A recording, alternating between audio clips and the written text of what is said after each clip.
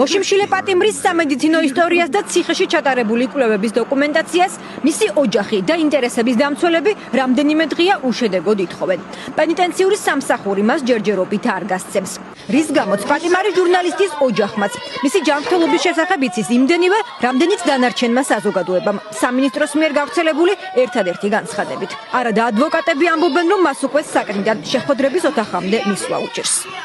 ის ამბობს, რომ აპირებს შიმშილობის გაგრძელებას არა მარტო თავისი პოლიტიკური პატიმრობის, არამედ ყველა პოლიტიკური პატიმრისთვის.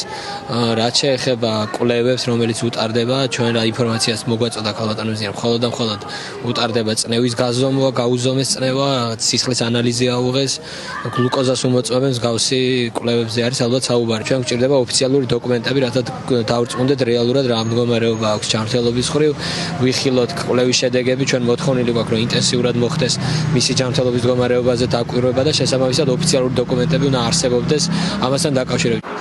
კოლეგები, უფლებადამცველები და პოლიტიკოსები, რომლებიც 19 დღეა პატიმარი ჟურნალისტის გათავისუფლებას უშედეგოდ მოითხოვენ, მის სიცოცხლესა და ჯანმრთელობაზე პასუხისმგებლობას მომართულ პარტიას აკისრებენ. ის კი არც მზია ამაღლობელის სიტყვას იჯერებს და არც მის სიცოცხლესთან დაკავშირებულ რისკებს. დე-ფაქტო პრემიერმა ჟურნალისტისა და მისი მხარდამჭერების პროტესტს სააკაშვილი 2-ის სცენარი დაარქვა, რომელიც ბიძინა ივანიშვილის პარტიამ манипуляტორად შერაცხა.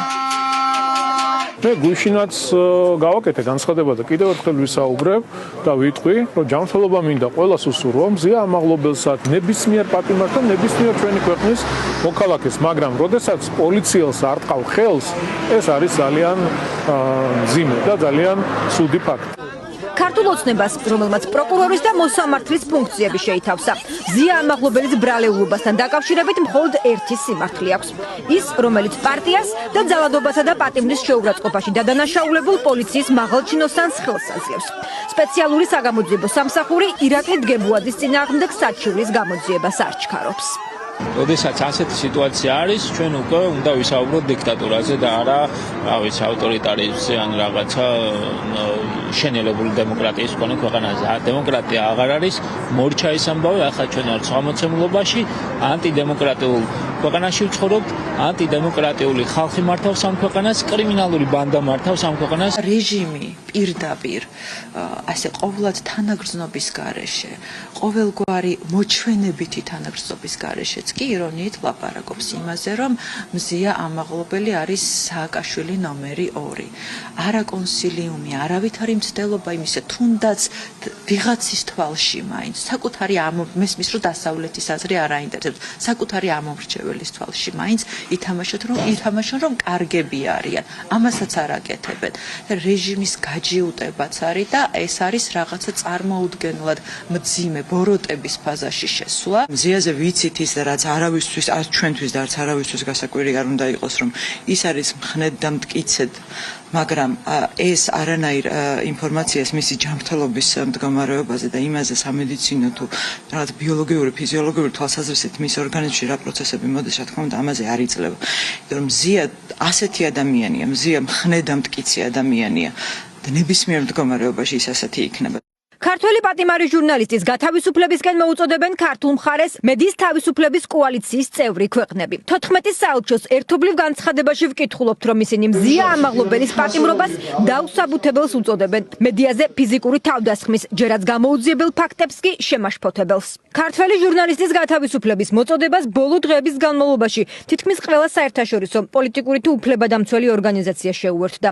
გაერო, ევროსაბჭო, ევროკავშირი, ეუთო, ევროპარლამენტარების განცხადებები გაავრცელა დღეს ბრიუსელიდან ჟურნალისტმა თამარ ნუცუბიძემ. მზია დაუყოვნებლივ უნდა გათავისუფლდეს, ის ციხეში არ უნდა იყოს. ხარდაჭერას უცხადებ, მას და ამ სასტიკი რეპრესიების ყველა მსხვერპლს. მათ შორის შეიძლება იყვნენ მშვიდობიანი დემონსტრანტები და დამოუკიდებელი ჟურნალისტები, პოლიტიკური პარტიების წევრები. რაც ახლა საქართველოში ხდება კატასტროფაა. ეს არ არის მხოლოდ დემოკრატიული უკუსლა, ის ხდება ავტორიტარული რეჟიმი. მზია ამაღლობელი არის მაგალითი, როგორი უნდა იყოს თავისუფალი და დამოუკიდებელი ჟურნალისტი. ჩვენთვის როგორც ევროკავშირი კავშირისთვის, როგორც დემოკრატიებისთვის. უმნიშვნელოვანესია თავისუფალი მედია. ძალოვნებს არ აქვთ უფლება თავისუფალ მედიაზე ფიზიკური ზეწოლა მოახდინონ, პროვოკაცია მოუწყონ, რადგან მედია არის დემოკრატიის საყრდენი. ამ შემთხვევაში მე ვარ მზიას მხარეს და იმედი მაქვს, რომ დაცული იქნება მისი ჯანმრთელობა, უსაფრთხოება და გაათავისუფლებენ, რომ აკეთოს თავისი საქმე, გააშუქოს მოვლენები თავისუფლად. მზია არის დემოკრატიული, ევროპული და თავისუფალი საქართველოს სიმბოლო. ის ბიჭები კი, რომლებაც მზია დააკავეს, დიქტატურის სიმბოლოები არიან. ეს ლუკაშენკოს და პუტინის სტილია.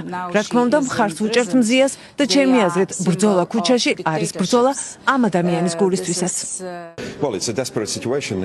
საშინელი სიტუაცია, ამიტომ მიმართავს ხალხი რადიკალურ ზომებს.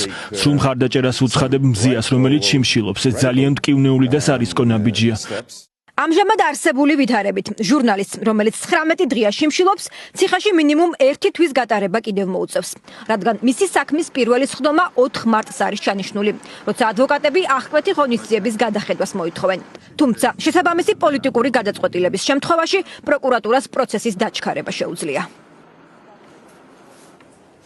არაღიარებული პრემიერის კიდევ ერთი განცხადება მოინანიონ და გამოხატონ სინანული ირაკლი კობახიძე მზია ამაღლობელის პატიმრობის გამო პასუხისმგებლობას აკისრებს უცხოელ პოლიტიკოსებს, მათ შორის თანამდებობის პირებს, დიპლომატებს, ის ამბობს, რომ ისინი ახალისებენ ძალადობას საქართველოში და მათზეა პასუხისმგებლობა, რომ მზია ამაღლობელი იმყოფება გისოსებს მიღმა. ეს განცხადება კობახიძემ გააკეთა სომხეთში სამთავრობო მედიასთან და ამავე განცხადებაში მან სცადა გაზეთ ბათუმელებისა და ნეტგაზეთის დისკრედიტაცია იმის გამო, რომ ამ გამოცემების, რომელიც მზია ამაღლობელის დაფუძნებულია, ამ გამოცემების დამფინანსებელი მათ შორის არიან საერთაშორისო დონორებიც.